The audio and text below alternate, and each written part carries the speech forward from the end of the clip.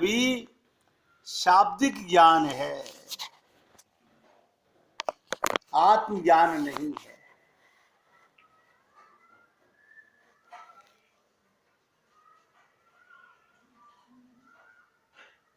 यही चीज बहुत गहराई से समझने की है।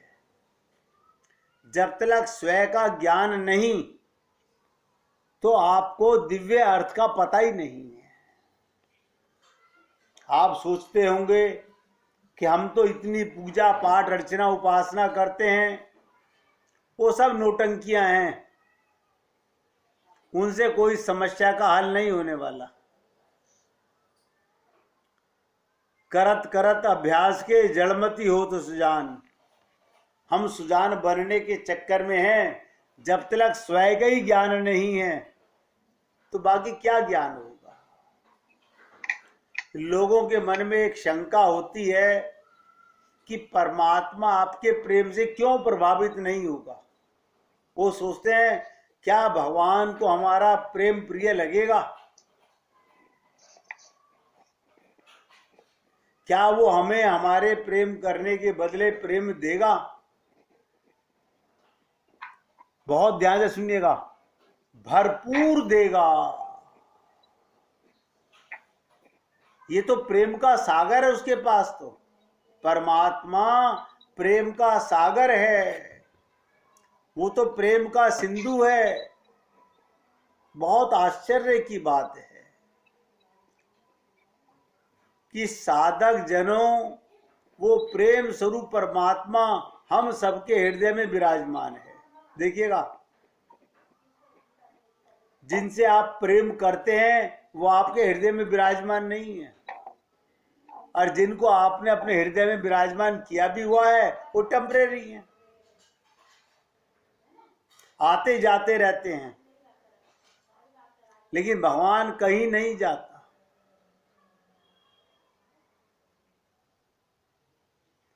बहुत ध्यान से सुनिएगा, उसका स्वरूप प्रेम, भगवान का स्वरूप प्रेम। प्रेम कोई छोटी मोटी मात्रा में हमारे अंदर नहीं होगा। इसके बावजूद भी हम कैसे, ये कहां से हमारे अंदर, देखिएगा परमात्मा असीम हमारे अंदर बैठा हुआ है, उसके होते हुए भी हमारे मन में बैर, द्वेष, घृणा, ईर्ष्या, अभिमान इत्यादि आ जाते हैं। यानी भगवान के अंदर होते हुए भी ये रोग, मन के रोग हमारे अंदर आ जाते हैं। प्रेम अर्थात लिख लो, प्रेम का मतलब निस्वार्थता। जहां स्वार्थ होगा वहां प्रेम नहीं होगा। वहां स्वार्थ का कोई ठिकाना ही नहीं, क्योंकि हमें असली स्वार्थ का पता नहीं, कोई स्कोप नहीं है। ये कहां से सब कुछ आ जाता है, तनिक चिंतन मनन का विषय है। ध्यान से सुनेंगे, चिंतन मनन का विषय, सोचना चाहिए हमें। हमारे अंदर वो प्रेम स्वरूप परमात्मा विराजमान है, हमारे अंदर वो प्रेम स्वरूप परमात्मा विराजमान है। लेकिन साथ ही साथ ये स्वार्थ भी है, अभिमान भी है, ईर्ष्या भी है, द्वेष भी है। ये आपने भगवान को आसन दिया हुआ बैठने के लिए, ये भगवान की पूजा कर रहे हो। एक एक शब्द पे ध्यान देना, बहुत गहरी बात बता रहा हूं। जिस व्यक्ति को ये एहसास हो गया अंदर परमात्मा है, आप सोच के देखिए, आप संसार में सबसे ज्यादा प्रेम जिसको करते हैं उसको भोजन की थाली परोसें और उस भोजन की थाली में कूड़ा करकट गोबर रख दें तो उसे कैसा लगेगा। हृदय में भगवान बैठा हुआ है, हृदय में परमात्मा विराजमान है, लेकिन साथ साथ ईर्ष्या, द्वेष, घृणा, ये भी अंदर बैठा हुआ है। इसका मतलब हमें अभी ये ज्ञान नहीं है कि परमात्मा के होते हुए किसी की आवश्यकता नहीं है। संत महात्मा इस बात का एक ही सुंदर उत्तर देते हैं, क्या? बंधुओं, सच ये है कि आपने अभी तक, बहुत गहराई से समझिएगा, आपने अभी तक अपने अंदर प्रेम प्रकट ही नहीं किया है।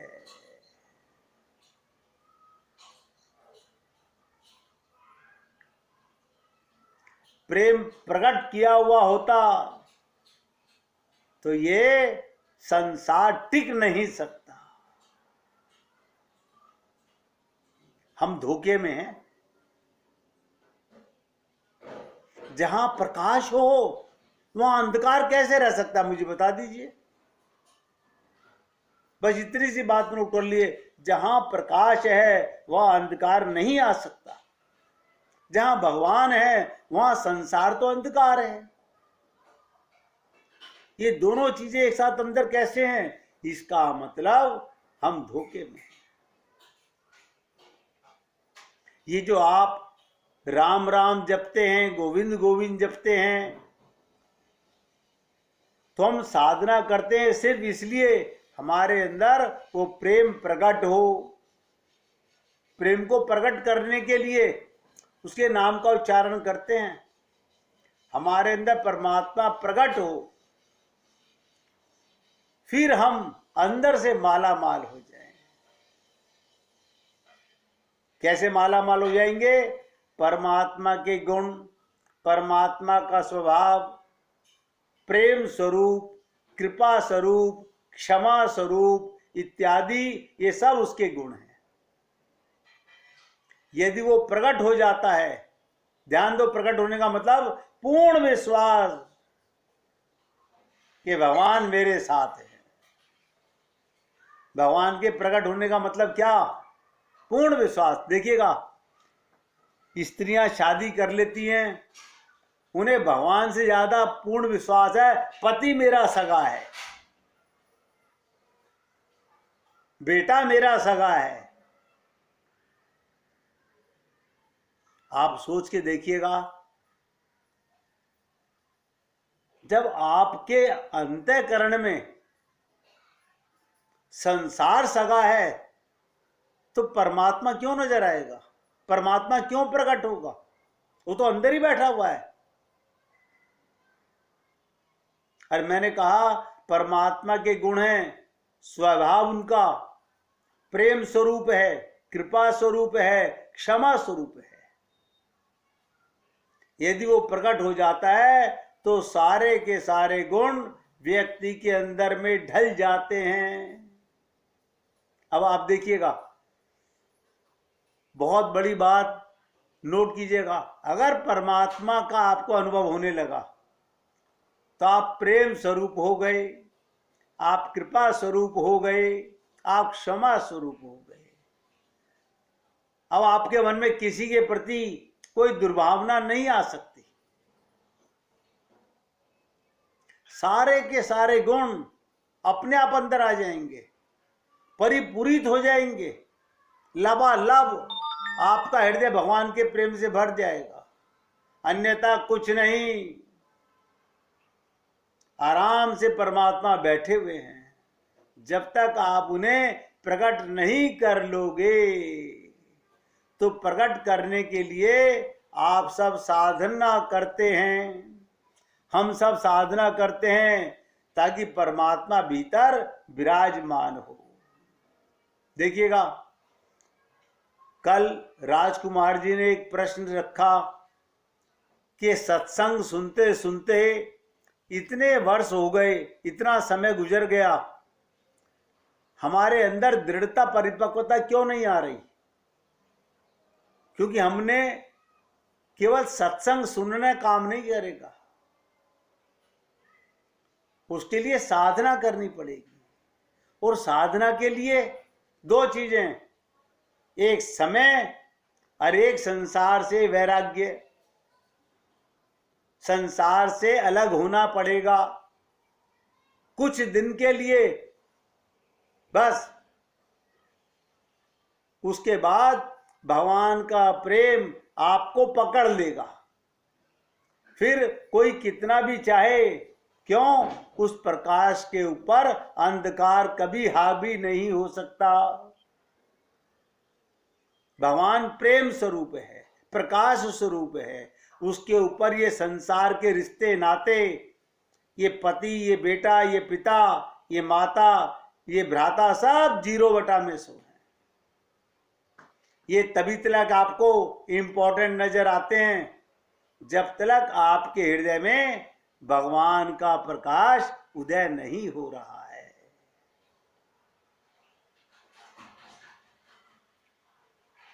इसी के लिए साधना की जाती है। और मैं तो कल आपको अपनी बात बोल चुका कि जिसका साधना करने का मन हो, आप लोग इकट्ठे हो जाइए, मैं 24 घंटे के लिए तैयार हूं। लगन आपकी होनी चाहिए। इतना तो सब बुद्धिजीवी, बुद्धिमान, पढ़े लिखे व्यक्ति इतना तो सब जानते हैं कि प्रकाश के सामने अंधकार नहीं आ सकता। और भगवान क्या है? प्रकाश स्वरूप है। राम प्रकाश स्वरूप है। अब आप मुझे बताइए, आपके हृदय में भगवान भी है और संसार भी है, ये कैसे पॉसिबल है? कहीं ना कहीं गड़बड़ी है। हमने क्या कर रखा है? भगवान को माना हुआ है और संसार को बिठाया हुआ है। ये अंतर है। अगर हम भगवान को अंदर माने, पूर्ण विश्वास के साथ, पूर्ण श्रद्धा, पूर्ण शरणागति के साथ, तो नोट करना, फिर कुछ नहीं बचेगा। इसलिए 3 गुण मैंने आपको बताए। भगवान प्रेम स्वरूप है, भगवान कृपा स्वरूप है, भगवान क्षमा स्वरूप है। ये सब भगवान के गुण हैं। अब पिता के गुण बेटे में आने चाहिए। एक पिता बिजनेस करते हुए डंडी मारता है, बेटा देख लेता है पिताजी ऐसे करते हैं, वो भी डंडी मारना सीख लेता है। बाप को देखता है व्यापार करते हुए झूठ बोलता है ऐसे, वो भी वैसे ही पद चिन्हों पे चलने लगता है। अगर आपके हृदय में भगवान है और आप अपने को भगवान का अंश मानते हैं, तो भगवान के 3 गुण, प्रेम स्वरूप, कृपा स्वरूप, क्षमा स्वरूप, आप सब में आने चाहिए। परिपूर्ण हो जाते हैं, अन्यथा कुछ नहीं। आराम से परमात्मा बैठे हुए हैं। जब तक आप उन्हें प्रकट नहीं कर लोगे, तो प्रकट करने के लिए ही हमें साधना करनी पड़ती है। और साधना के लिए बहुत गहरी बात बोलने जा रहा हूं, त्याग करना पड़ता है। मन की मलिनता को मिटाना पड़ता है, मन को संसार के सुखों से हटाना पड़ता है। हम लोग क्या चाहते हैं? हमें संसार भी पूरा का पूरा मिलता रहे और हमें भगवान भी मिल जाए। अरे तो भगवान को पालो ना, भगवान का सारा संसार है, तो संसार तो अपने आप मिल जाएगा। आप मुझे बताइए, अगर आप राजा की गोदी में जाके बैठ गए तो पूरा राज्य किसका होगा? आपका होगा। ये बात क्यों समझ में नहीं आती?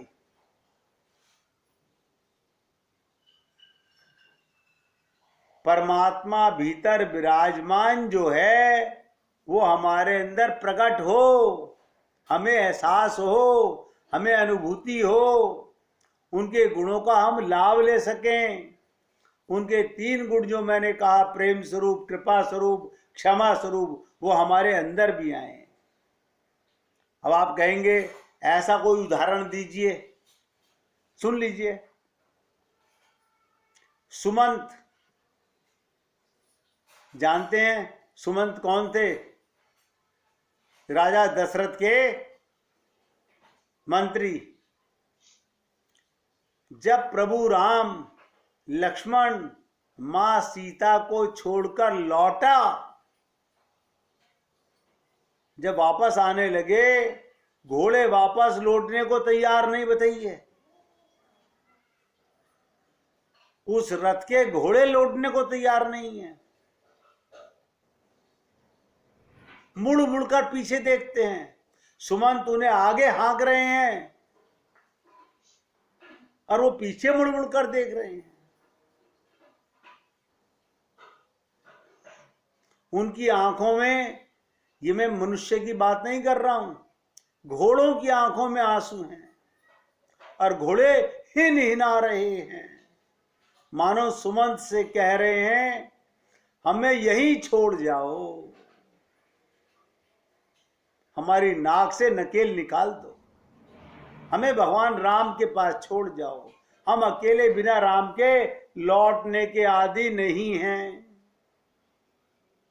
हम सदा उनके साथ रहे हैं, हमें सदा उनका प्रेम दुलार मिलता रहा है, आज उनके प्यार से दुलार से हमें वंचित ना करो, हमें यदि रहने दो, यहीं रहने दो, हम उनके साथ ही चले जाएंगे, हमें वो कुछ नहीं कहेंगे। आदमी को तो रोक सकते हैं लेकिन हमें नहीं रोकेंगे, हम राम के उदार विशाल विराट हृदय को जानते हैं। अब बताइएगा, ये घोड़ों के भाव केवल संत के हृदय में आ सकते हैं।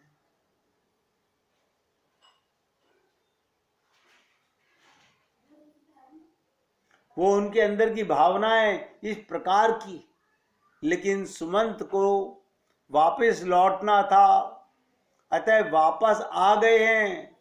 काफी समय बाद की बात है। क्या मां कौशल्या जननी प्रभु राम की, किसने जन्म दिया? कौशल्या ने। व्यथित हैं, उनकी व्यथा का ध्यान से सुनिएगा, हम अनुमान नहीं लगा सकते। वो वही अनुमान लगा सकता है जो थोड़े समय के लिए अपने आप को कौशल्या बन जाए। आप सोचिएगा, हम यशोदा का दुख कैसे महसूस कर सकते हैं? जब भगवान श्री कृष्ण रथ में बैठ के जा रहे थे, अक्रूर जी ले जा रहे थे, ये तो यशोदा बनोगे तो एहसास होगा। मां कौशल्या की वेदना किस प्रकार की है, कैकेयी की क्या है कोई नहीं जानता, सुमित्रा की क्या है कोई नहीं जानता, लेकिन मां कौशल्या की व्यथा, पीड़ा वेदना को हर मां को जानना चाहिए। आपने भी तो राम जन्मे हैं, आपने भी तो पुत्र जन्मे हुए हैं। जैसा उसने जन्मा था तो आपको पुत्र वियोग की पीड़ा वेदना पता होनी चाहिए। उसे कहीं ज्यादा कौशल्या के अंदर की वेदना है, बहुत पीड़ित है, बुढ़ापा भी है और महाराज दशरथ की मृत्यु भी हो चुकी है। बिल्कुल बेसहारा अपने आप को महसूस करने वाली कौशल्या। सोचिएगा, आज एक पथिक दिखाई दिया जो चित्रकूट की तरफ जा रहा था। कौशल्या को एक पथिक दिखाई दिया जो चित्रकूट की ओर जा रहा था। महारानी को पता लगा कोई चित्रकूट जाने वाला यात्री, इशारा करके उसे बुलाया। चित्रकूट जा रहे हो? हाँ मैया, एक संदेश देना, राम को जाकर कहना एक दफा अयोध्या लौट आओ। ठीक है मैया, जाकर कह दूंगा। मां कौशल्या बहुत याद कर रही है। नहीं नहीं, मेरा नाम ना लेना। देखो कौशल्या क्या कह रही है, मेरा नाम ना लेना, मुझे बुलाने का कोई अधिकार नहीं है। काश मैं सच्ची प्रेमी होती राम की, काश मैं सच्ची प्रेमी होती राम की, तो राजा दशरथ की तरह मैं भी प्राण छोड़ गई होती। मेरे अंदर राम के प्रति वात्सल्य जैसा होना चाहिए वैसा नहीं है। अतः मेरी तरफ से कुछ ना कहना। फिर किसके लिए कहूं? पथिक ने पूछा, फिर क्या संदेशा दूं? किसने कहा है, किसने बुलाया है? अभी आप सोचिएगा, सुमंत किनको वापस ला रहे थे? सुमंत के साथ वापस आने को कौन तैयार नहीं था? घोड़े तैयार नहीं थे। तो कौशल्या मां क्या कहती है? जब वो पूछे किसने बुलाया है, तो कहना तेरे घोड़े तुझे बहुत याद करते हैं। एक दफा मेरे लिए नहीं, उन घोड़ों के लिए ही आ जाओ। एक दफा उन घोड़ों को आकर देख जाओ, उनके दिल पर क्या बीत रही है तुम्हारी अनुपस्थिति में। उसके याद भी अगर तुम वापस लौटने की हिम्मत कर सके तो लौट जाना। मानो मां कौशल्या स्वयं तो पीड़ित हैं, वो किसी दूसरे की पीड़ा को समझ सकती है। कहते ना, वो क्या जाने पीर पराई, जिसके हुई ना कभी विवाई। वो दूसरे की पीड़ा क्या समझेगा? वो उन घोड़ों की पीड़ा को समझती थी मैया, उन घोड़ों की वेदना को भी समझती थी। कभी जाती होंगी, दो विरह से पीड़ित, वियोग में पीड़ित, दो मिलकर तो आपस में बड़ा ठाठस बंधाते हैं, दोनों रो रहे हैं, हौसला बंधाते हैं। मां घोड़ों को रोकती है और घोड़े मां को रोकते हैं।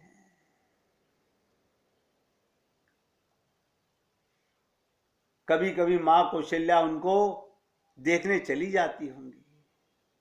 जैसे मैं राम के बिना तड़प रही हूं, ऐसे ही ये घोड़े भी राम के बिना तड़प रहे हैं। तो दोनों एक दूसरे को देखकर कितने निहाल होते होंगे, कितने प्रसन्न होते होंगे। तो क्या बोला पथिक? ठीक है मैया, जाकर कह दूंगा तेरे घोड़े तुम्हें याद करते हैं। आप सोचिएगा मेरे भाई, हम भी तो राम की संतान हैं, हम भी तो राम के ही वंशज हैं, हम भी तो राम के ही अंश हैं। हमारे मन में क्या ये संवेदना है? क्या ये दर्द है? क्या ये व्याकुलता है, तड़प है? हर आदमी चाहता है मुझे भगवान मिल जाए। भगवान को पाने के लिए तड़पेगा कौन, रोएगा कौन? आप सोचिए बार बार, हमारे अंदर वो तड़प नहीं है, अभी वो प्यास नहीं है, तो भगवान कैसे आए? भगवान को बुलाने के लिए आपका हृदय द्रवित होना चाहिए, द्रवित होना चाहिए। ऐसा मन हो कि प्रभु राम के बिना रहा ना जाए। तो वो कैसे होगा? 1 मिनट कीर्तन कीजिए, फिर आगे चर्चा करेंगे।